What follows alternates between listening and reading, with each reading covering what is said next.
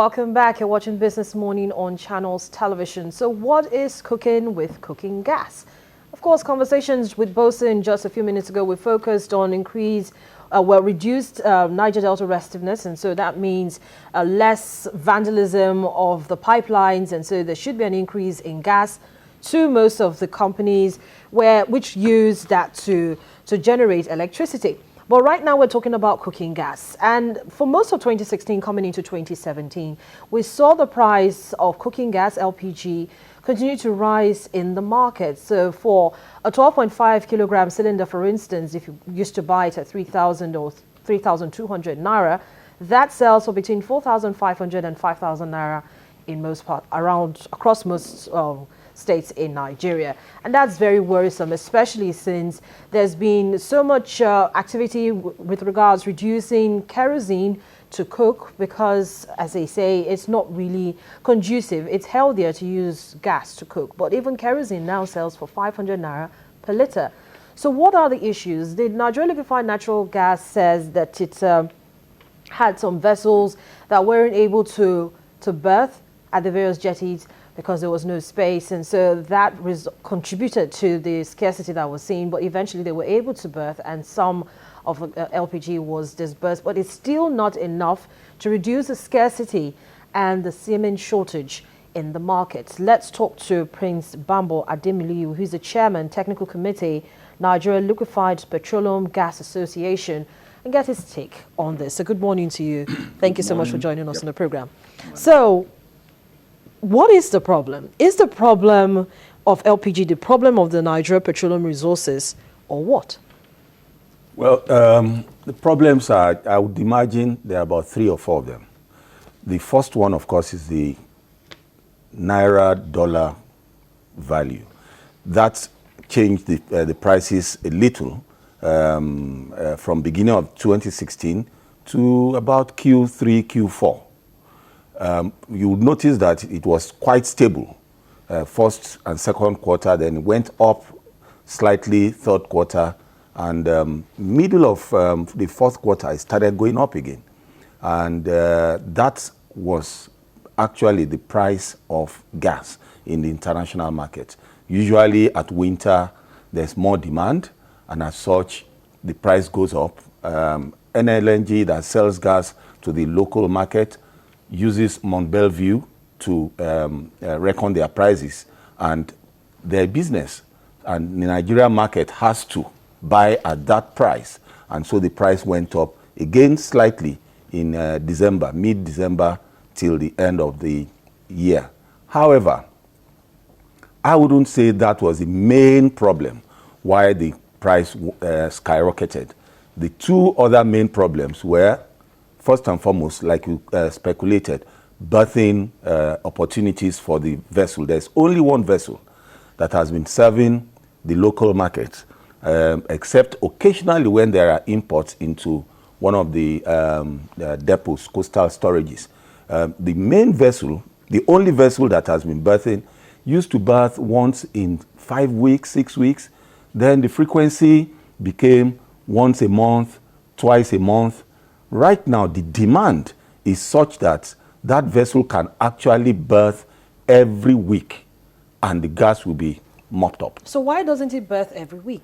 Because we have 3 berths that can serve the NIPCO and PPMC. NIPCO and PPMC are the 2 jetties where most of the off-takers take their gas from. There are 3 berths. There's the NOJ, New Oil Jetty, and there's also the BOP, Bulk Oil Petroleum Jetty. The PWA, we're not even looking at that now, but the BOP, for the past year and a half, 2 years, the industry has been trying to get it up to a level that the vessel owners would accept to berth there. And that has been on back and forth. And I think right now there has to be a concerted effort of all stakeholders to ensure that the vessel can berth in BOP. I tell you why. Because he couldn't berth in BOP, in December, 3rd week of December, it birthed, and then it went and was supposed to come back just after Christmas. It came back and it was ready to birth, but there was a vessel in NOJ that was stuck there for some reasons, customs, logistics, whatever.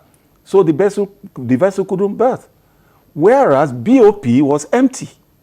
Prince Ademiluyi, this brings me to the next question of why is it that even till now, Nigeria has not been able to ramp up local production of LPG? Local production has no problem, frankly. So why is it not able to assuage this demand that we have in the market that is pushing the price of a regular cylinder 12.5, which is what most homes use, from 3,000 to 3,200 to 5,000 naira, and at a time when consumer spending is really, really reducing? Logistics. Simply logistics. I tell you one, if that vessel is able to berth every week at NOJ or BOP, then the price will come down. You would notice again that it's been coming down since the beginning of January. The vessel is berthed twice in January. It's at berth now, discharging. And once the tanks get filled up again, the price will start coming down. You must also remember that the question of demand and supply comes in.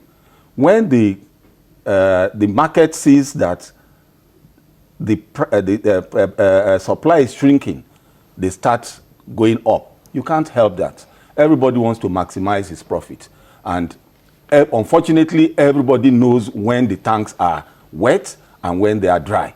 So that really affects it again. At the retail end, you have that opportunist attitude of the sellers to increase the price. But mainly, the solution to this whole problem is the berthing opportunities. If it can happen that we have that vessel berth every week, indeed, if there is another vessel and this berths every week, that berths once in 2 weeks, as long as there's the tanks are wet, the price will remain low. But you know, that's not the only issue.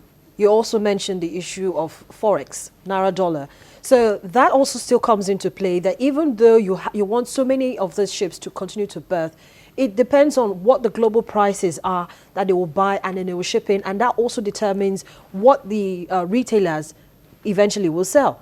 So I still ask again, why is it that we can't have a situation where it's a win-win for everybody? I like to use that phrase because everybody needs to come out winning. You have a situation where you can't buy kerosene. You've been advised that using kerosene is not very healthy. Use cooking gas instead. You came on the program and you were one of those who actually preached it. Let's have more people using LPG instead of kerosene. Kerosene even is now expensive, 500 naira per litre in some cases. So why is it that we can't have a situation where everybody will win? A gas policy, an LPG policy, there's none. A policy will direct the issues to solve all these little problems here and there. For instance, NLNG is a business, so you cannot compel them to sell to the market at your price. Government needs to do something about that. Maybe find a way to price domestic LPG such that the price is not dependent on international interventions. That is one. The other issue is if we are able to control the price, we need more coastal storages. That is happening. For instance, we understand one of them in Lagos is going to come up with another 5,000 metric ton storage very soon. In Ogara, Warri, Calabar, there are other coastal storages coming up. We still have vessels coming as far from Calabar to come and load in Lagos. If the one in Calabar comes on stream, that zone will have a gas supply at Calabar, and it can go from Calabar even up to the north. So if we open up the market more, it is opening.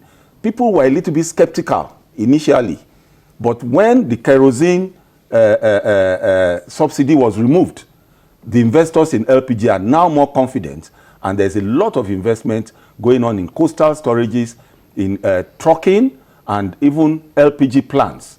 I would imagine in another 6 months to Q3, we would have more stability because more of those coastal storages will come up. But then we need to look at a special pricing for the Nigerian market. We can't be producing LPG and then be competing with Europe to buy the thing we produce in our backyard.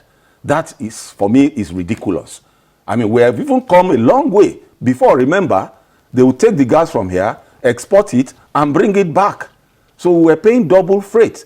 Thank God those days are gone when we were buying regularly at 5,000, 6,000.